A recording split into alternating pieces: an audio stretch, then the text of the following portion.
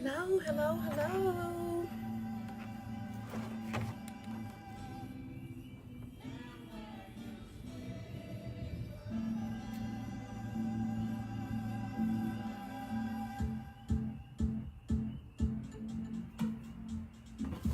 Hello.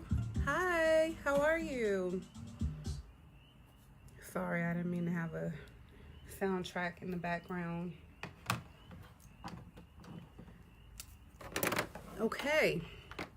Hey, Toya. Oh, hey, girl. I'm so glad you got that customer.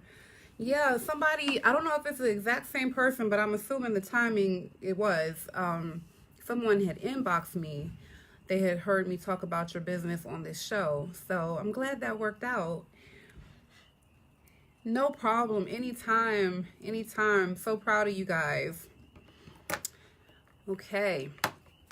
Welcome, everybody. Day 10. We're here at day 10 of the 30-day Boss Up Challenge.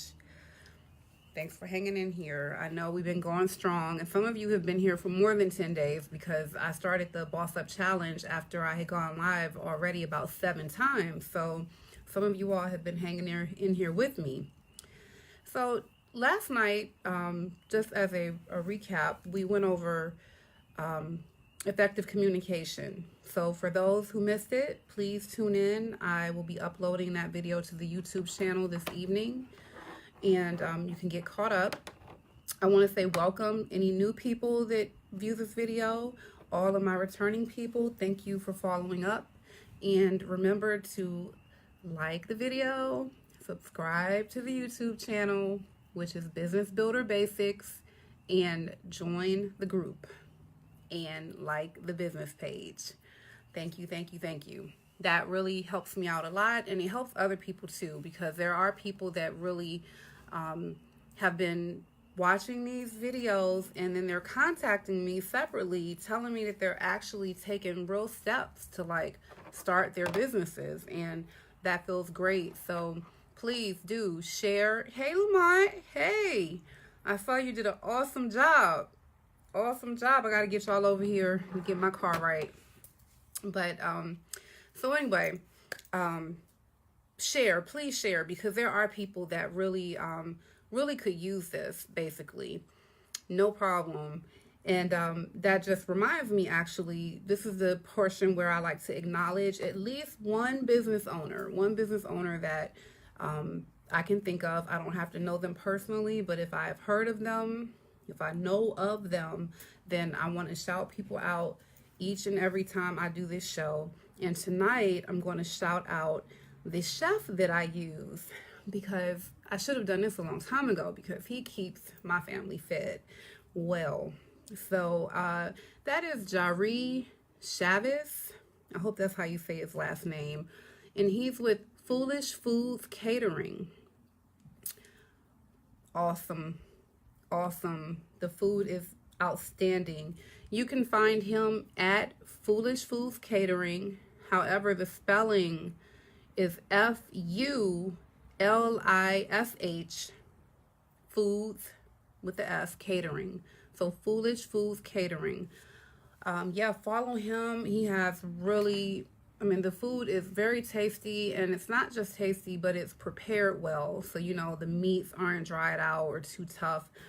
It's really good, and I find his prices to be very affordable, and so I'm very pleased, actually. So please support Jari Chavez, please. Okay, now let's do a check-in for goals.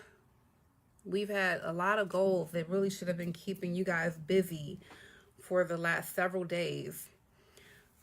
When we were doing the business plan, that was 5 parts. Each evening, you were supposed to do like a rough draft of your business plan, whatever section we covered that day, you were supposed to do. That would have been a hefty goal. If you followed it every day, you would have pretty much developed like the outline for your business plan. So then yesterday I kind of gave you an easy goal. It was easy homework. I told everybody to evaluate their communication skills, to really think about and process how they communicate, and if there is room for improvement, and what kind of feedback you've gotten in the past, and to make a conscious effort to work on those things based on the content of the video and things that we discussed. So for tonight's topic, I want to talk about how do you go about starting up a business when you get the idea, you have your business plan, and you're really ready to try to move forward because you feel pretty good about it, you feel confident. What's like the next step so that you can become official? All right, and so what I want to do, I'm going to advise you based on the state of Maryland. However, the general guidance I'm giving you is applicable basically to all states. For the most part, there will be some variation, but in general, it will help anyone, even if you don't live in Maryland. But for all of our Marylanders, I want to direct you to the website, the businessexpress.maryland.gov, and write that down. So I want you to visit it later. It's going to be part of your homework. That's businessexpress.maryland.gov. Okay? And we're going to get into what are some of the formalities of starting a business and making sure your ducks are in a row. Okay. So the first thing you want to do is determine if you need to register your business in Maryland. So when we're talking about registering your business, it can mean different things depending on what industry you're in. So if you go to this website here, this is where you want to form your legal entity for your business. And that means where you make this decision about if you're going to be a sole proprietor, a LLC, a corporation, which could be a couple of different types. It could be a closed corporation, which means it just has, a few people that generally kind of know each other, just a few people that are the shareholders in the corporation. Then you have your F corporation, where you have shareholders and everyone is split up in a percentage, basically. Your closely held corporations, those are usually like if a family gets together or just a very tight-knit group of people that you're not trading publicly on the stock exchange, basically. And so you have the different type of corporations, and you want to know what suits your business the best. And so in 2 other videos, I just touched on it briefly.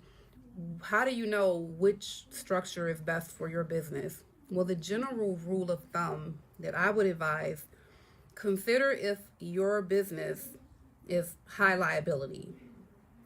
Is it the type of business where there's a greater likelihood that you could be sued, where there could be some type of mishap that could have some real, legal repercussions, basically? You want to really think hard about that, because whatever you start with, once you start it, it can be really difficult to switch up. If you start out, you can do it, but it's kind of a pain. So it's best to try to foresee your end game and make sure that your structure, hey Mitch, how are you? Make sure your structure is actually you can grow into it and it'll still be good for what you're trying to do. So even if you might think in the beginning, oh, I don't need to be a corporation, I'll just do a sole proprietorship. That's fine, because going from sole proprietorship to a corporation is easier. But if you're going to, try to go from like a F corporation to a LLC, it's a lot involved with that. So know up front what the best entity is for your business. Like I said, if it's high liability, if there's a risk of someone getting hurt, or the kind of businesses that you could be sued, you want to make sure you get the highest level of protection, which would be incorporating, basically. If it's some room for liability, but it's like, you're not really overly concerned about, lawsuits and everything, you can do a limited liability company. The LLC could be appropriate. You see a lot of attorneys doing that. So you will see that. If you don't do the LLC, a sole proprietorship gives you the least amount of protection. Really, I shouldn't even say least. I mean, there's really no protection, because when you're a sole proprietor, you are your business, and there is no room for partners or anyone else. So you can't, if you wanted investors, a sole proprietorship, it's not attractive to an investor. They want to know that they can have some kind of stake in your business. So you want to think about all of that in the beginning. Once you decide, that's step one, you're going to form the legal entity, and you do that through the Maryland State Department of Assessment and Taxation, if you're in Maryland. If you're not in Maryland, do a Google search and just look up something like where do I file my articles of incorporation? How do I incorporate? Keep in mind, you can be living in Maryland, and you can even have your businesses operating in Maryland, but you don't have to incorporate in Maryland, if I'm not mistaken. So you can choose a state that has less stringent rules about what you have to do to maintain your good standing. So consider all of that. Look at your options. I know a lot of people will incorporate in, I've heard of people incorporating in Vegas, I want to say, areas where they know that it's, there are less rules that govern, how you stay in business, how you keep your good standing. Maryland can be a bit tough, but I went with Maryland, so that's what I know, and that's what I'm going to advise you all on. So you do that through the Maryland State Department of Assessment and Taxation. All right, once you do that, you can pay someone to do it for you, but it's really not as challenging as some people might think. It just depends on your level of skill. If you don't have any problem with reading and comprehending things and following instructions and being able to Google any kind of words you may not know, you feel comfortable with that, I'm pretty sure you can get through filing your own paperwork. But in the event you don't feel comfortable, you can always find the companies that will do it for you. And they do charge a pretty penny, actually. So you can do that. And after you do that, the next thing, you want to obtain a federal tax ID number. That is going to be how the IRS identifies your business. It's almost like the social security number of your business, basically.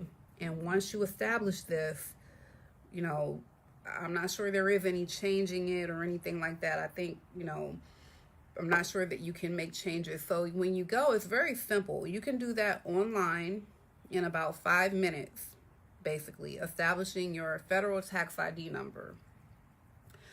But, you have to be careful, because if you're a sole proprietor, you don't have to take any further action with the IRS. You can actually do business under your social security number.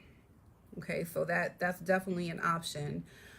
If you're going to do a tax ID number, you go through their website, the IRS website, and then you do it through them. And you get it, I think, immediately, and you can print it out. And you're going to need that if you want to go open up a bank account or that type of thing. Now, I believe there are 2 different types of tax ID numbers. You have your Federal Employer Identification Number, your FEIN, which is also referred to as a EIN. That's when be careful, because when you apply for that, it means that you intend to have employees. You may not have them when you first start, but if you know that eventually that's something you're going to grow into, even if it's just one employee, you're going to need an employer identification number to be your tax ID number. You wouldn't just get the basic, because they have tax identification numbers that are for people that do not think they're going to have employees. And so it's very different. Be sure you don't choose the wrong one, because the one that you choose has implications for what the IRS is going to expect from you, whether it be on a quarterly basis, an annual basis. If you do the wrong thing, they're going to be expecting things from you that you won't really have to give. So be careful with that. Okay, let's see. Make